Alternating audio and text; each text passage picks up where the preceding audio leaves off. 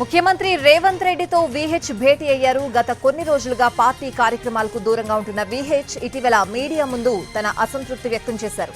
ఈ విషయం తెలుసుకున్న CM Revanth Reddy Congress working president Mahesh Kumar Goud తో మాట్లాడారు. ఈ క్రమంలో ఇవాళ వీహెచ్ ను సీఎం దగ్గరకు తీసుకువెళ్లారు మహేష్ కుమార్ గౌడ్. అన్ని విధాలా అండగా ఉంటానని వీహెచ్ తో చెప్పారు సీఎం రేవంత్ రెడ్డి. ముఖ్యమంత్రి రేవంత్ రెడ్డితో వీహెచ్ భేటీ అయ్యారు. భేటీకి సంబంధించిన పూర్తి అప్డేట్స్ అడిగి తెలుసుకుందాం. మా ప్రతినిధి చారి ఫోన్ లైన్ లో ఉన్నారు. చారి,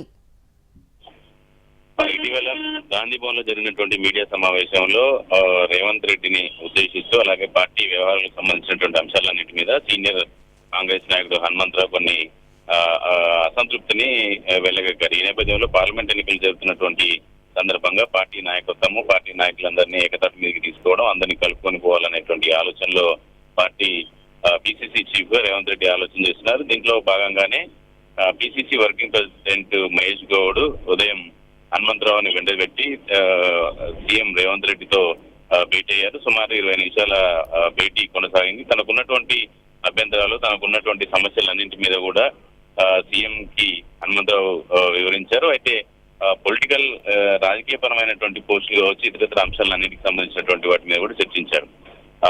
పార్లమెంటు ఎన్నికలు ముగిసిన తర్వాత ఒక కీలకమైన పదవి ఇచ్చేటువంటి ఆలోచన పార్టీ రాష్ట్ర నాయకత్వం చేసినట్టు తెలుస్తుంది.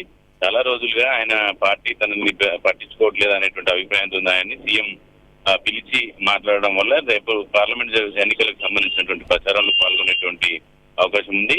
వీలైనంత త్వరగానే పొలిటికల్ పదవి ఇచ్చేటువంటి అవకాశాలు కూడా కనబడుతున్నాయి. మొత్తానికి చాలా రోజులుగా మౌనంగా ఉన్నటువంటి హనుమంతరావు ఇక సీఎం ని కలిసిన తర్వాత మౌనం వీడినట్టే అనుకోవచ్చు. Right Chari, thank you.